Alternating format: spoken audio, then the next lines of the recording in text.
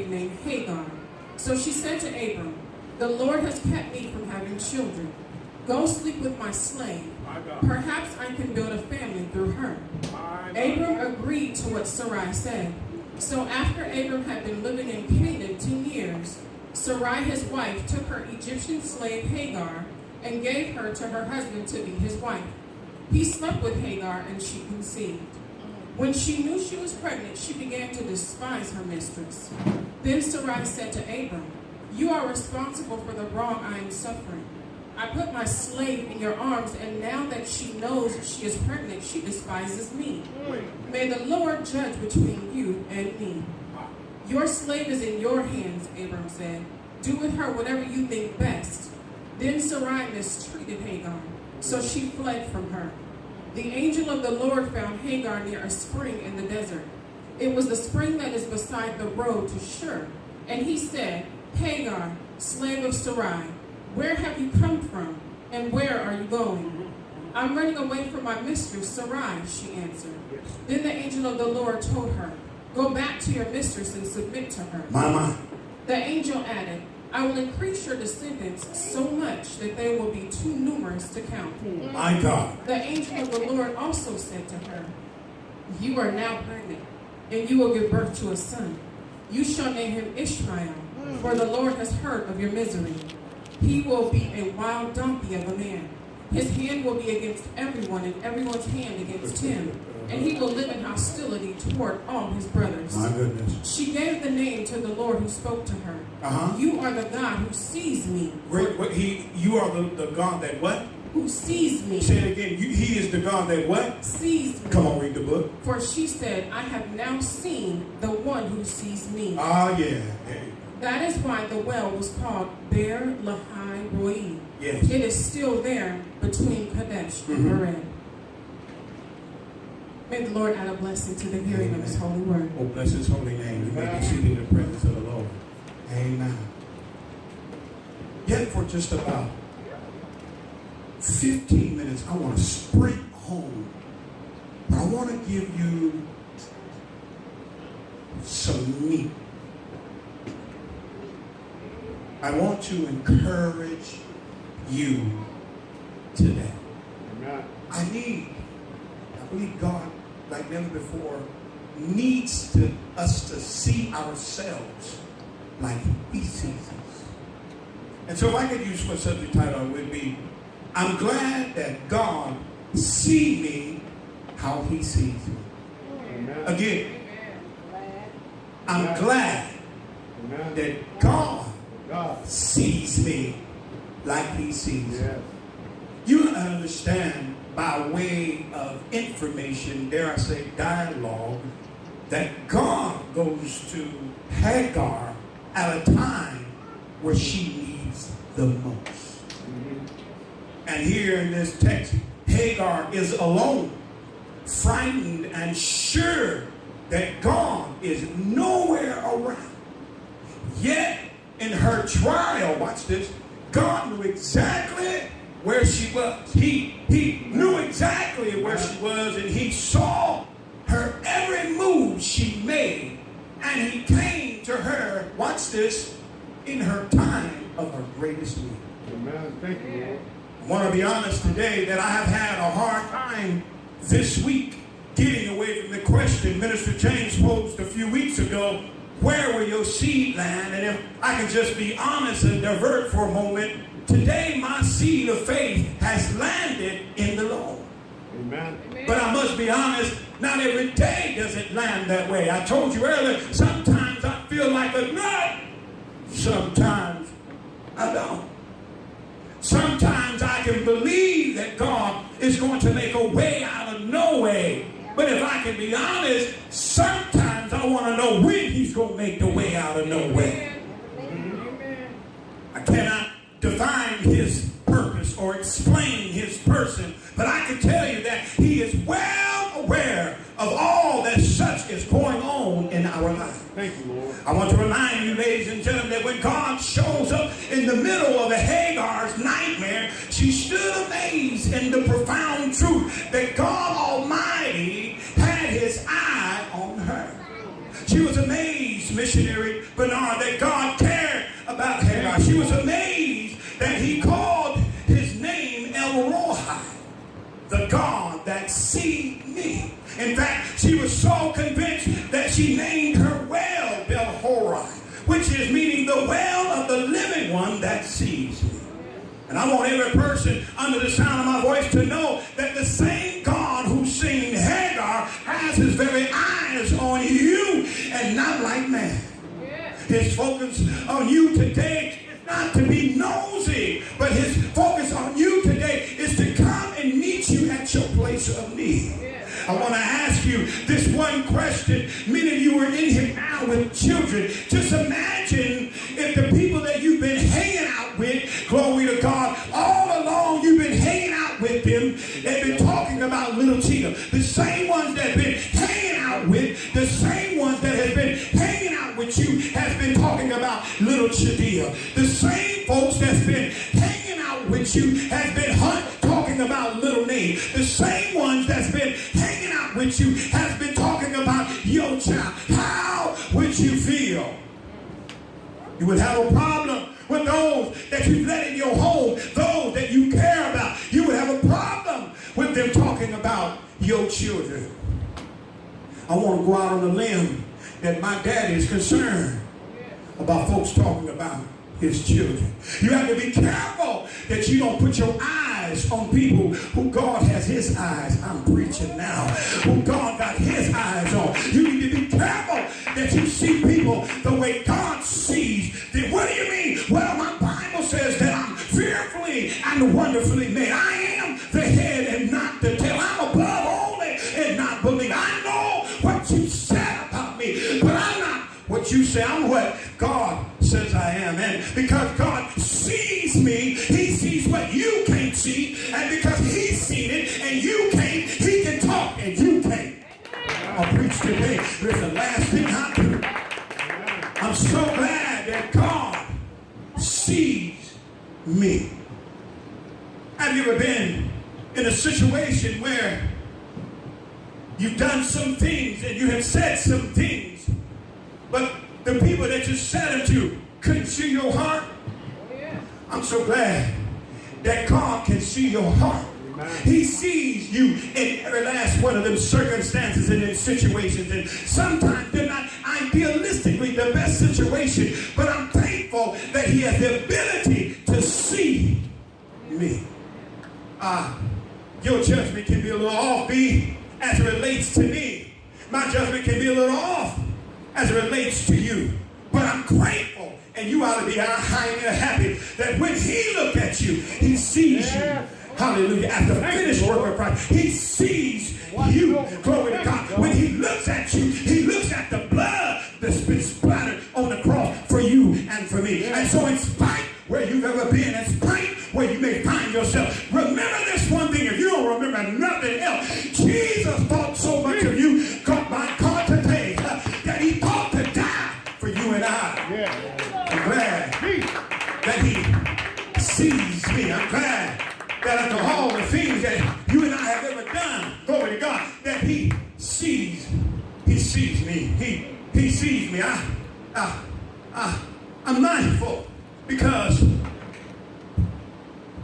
what I couldn't see about me, he was able to see. And no better witness than Hagar. Hagar was an Egyptian lady, and her heart was in the right place.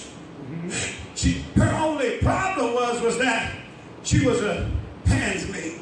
And if you know anything about the handsmaid back in old biblical times, they only had one job. Their job was to serve.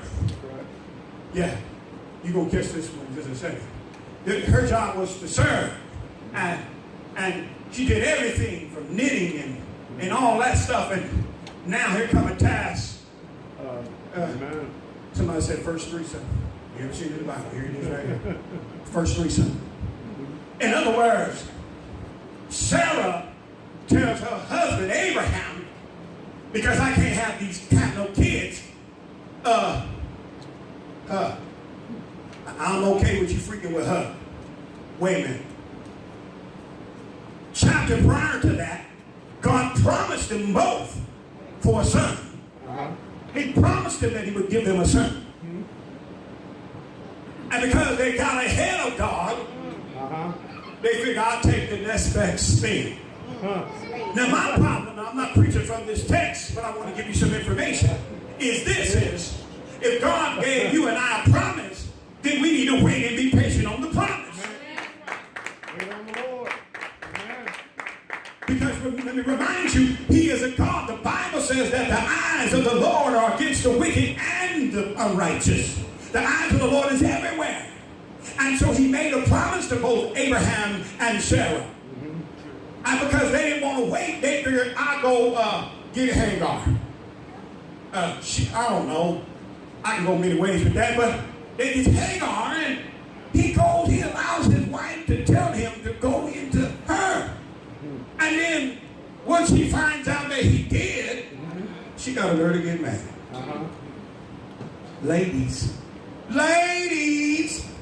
if you give him room, all right, let me mind my business. The Lord who sees, let me mind my business, baby. Hallelujah! The anointing of the Holy Ghost. If you give him room, he said, don't do it, Bishop. Don't do it. I ain't. Don't worry. Yeah, you got the right one, baby. And so she goes in, and now he finds out that she's pregnant. Y'all got to go. You and the little baby, all y'all got to go. I don't know where you go. You're going to get out of here. And so now she runs. And while on the run, you do know God will talk to you while you're on the run. If you ever leave the church and leave salvation, he will come. He will come after you. He will meet you he will meet you where you least expect it. That's right. But he's kind of God who even in the midst of that situation, he's seen her greatest need. Isn't it funny how God is? When folks do stuff to you, like they had done to Hagar, God didn't tell Hagar, keep on smashing for your ration. He didn't say, get it and come back with it. He told her to go back. Wait a minute, Matthew 18 says, if you got a problem with your brother, go to him, go back. The Bible said that she had to go back. But that's not my point. My point is this is, wherever you may be today, God sees you. Everything that you have said, everything you let roll off your lips, you was big enough, grown enough to say, he's seen you. And unlike man, he's seen the heart from which you said it. Amen. And for Hagar, he was able to meet her in her greatest need. And for some of us, you have a need right now. But it hasn't manifested yet. And you can't see God nowhere in it. But you just keep on going. Because he will show up. Right. And not only show up, but he will show out. He has to, God will only show up and show out when it seems like you all by yourself and it doesn't seem like you can get any help from nobody. Remember, Hagar she worked for Abraham and Sarah. Those were her family. That's all she had. Sometimes it's your family that do the most. It's your family that do the most. The people that you thought they would be right there for you, they would care for you. My God, sometimes they don't want. But you got to keep on going. Because the same God who seen Hagar, the same God who sees you. And don't get so quick that when he begins to speak to you, because we have a tendency to flash on people when we come up, when we get our stuff together. We cut people up. Well, yeah, you was a hater. Ain't nobody hating on you. That was a God situation. Amen. Nobody hate you. Ain't got nothing nobody hate on you for. That was a God situation. And what you ought to do is put your hands together and give God praise. Because what God is trying to do is tender your heart. That when you find yourself in that situation, that you remember, because there's going to be somebody that's going to come right behind you, going to be in the same situation, and rather than you turning your nose at them, you'll be able to give them a hug and say, you know what, I've been there. You will survive. The same God that seen Hagar is the same God that's seen me. It's the same God that will see you, and you will survive, and you will recover, and you will get better. And all those things that you have been through, you will become better. And you just wait on the Lord. I know you want a husband. I know you want a wife, but just wait on God. Amen. Wait. I'm tired of waiting. What do you do when you're waiting and your waiting starts waiting? Oh, what? I don't want to do that. Now, what do you do when your waiting is starting to wait now? You know what happens? You start feeling the weight. Just preach, Bishop. When your waiting starts to wait, you start feeling the weight. And then when you start feeling the weight is where you be saying, I quit. I'm done. I don't want to go any further. Well, you got to keep going. Amen. You know why? You got to. Where else you gonna go? What else you gonna do? You've come too far to turn back now. I speak to every single mother in here. Sure, it'd be nice to have baby daddy help. Sure, it'd be nice, hey my God, to have baby mama to help you with the kid. But you're going to have to keep going, beloved. Sure, it would be nice to have a $25 an hour job. Sure, it'd be nice, but you better work that $16.25. You better work it like it's 22. Sure, you done lost weight and you used to, hallelujah. Sure, you better put a pin on the side of it and work that dress. You better believe it. Amen. You better treat, I'm trying to help somebody. You know the worst thing is not just you not being able to see God, but when you can't see yourself. Amen. We so busy sometimes comparing ourselves to everybody else, and you got more than they got. You got more than enough. You got health and strength. Your babies ain't sick.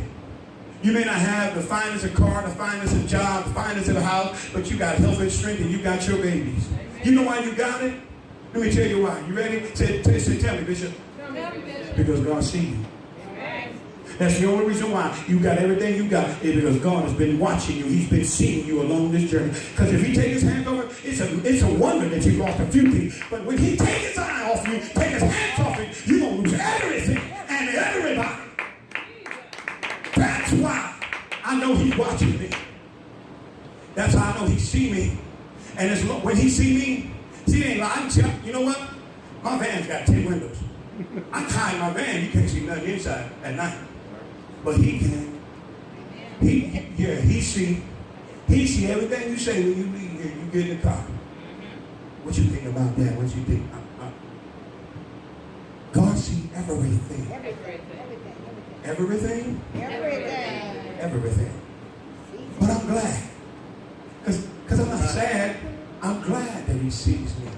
Because it is nothing greater and better than to have somebody who sees me. And when his judgment or his help is coming from a place that he knows. And I don't have to do nothing but just wait on him. And when he helps, like he helped Hagar. And the great thing about Hagar is, unfortunately, she goes back. Right? She goes back. You guys know the story? She goes back. Mm-hmm. But now this time, she has a son named Ishmael. Mamas, daddies, I'm done with this. Only because God made a covenant with Abraham was her seed still blessed. God made a covenant with Abraham. And for many women, you say, well, I wasn't married and I had these kids. God made a covenant with you. You can say God made a covenant with you. He don't bless your seed unless his words are lie. He said it this way. I've never seen the righteous forsaken nor his seed begging bread. And the Bible says that eventually Abraham and Sarah has a baby by the name of what? Isaac. And Isaac and Ishmael are brothers, half brothers. If I have some time, I'm going to that. But the message today is remember, God sees you. Don't get weary in well doing. God sees you. He cares about you. He knows about you. And because he knows about you, there's nothing else nobody can ever discover about you. You hear me? I need to talk to somebody like me. Gutter. I'm gutter. Everything that people are saying about you, God already knew. And he still said, I'll die for that. So if he said that he's going to die for that, then you got a right to live. Don't you believe the report of people, but God see you. Don't you lose heart in that, beloved. Come on and clap your hands and magnify the Lord. God see